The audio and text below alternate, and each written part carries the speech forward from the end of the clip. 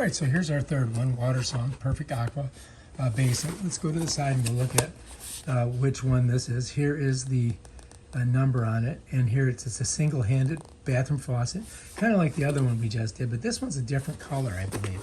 So let's go ahead and take a look at it. Let's pop it out and hang on to this, don't want to lose it. And basically it's the exact same thing, right?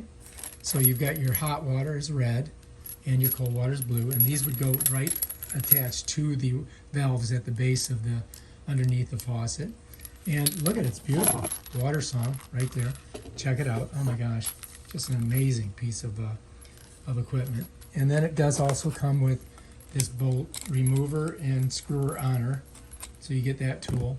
And then these, here, let me just go ahead and let's go ahead and just do it right now.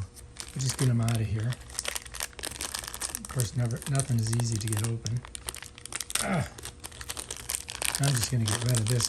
I'm going to put this on here so I don't lose it. So I'm just going to spin this bolt off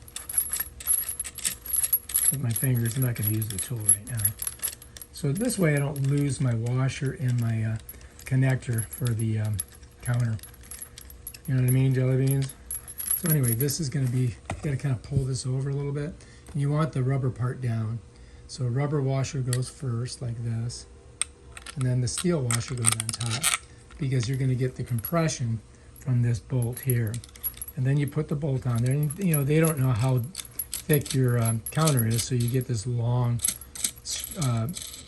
screw to put the bolt on. And then if you want, once you get to the thickness, you've got your tool to tighten this bad boy down. Cha-ching, cha-ching, cha-ching.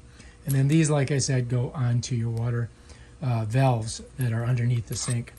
So let's go ahead and set that there. And let's go ahead and hang on to this. And we're going to go ahead and put everything back in here, just like that, until we go ahead and put this in the house.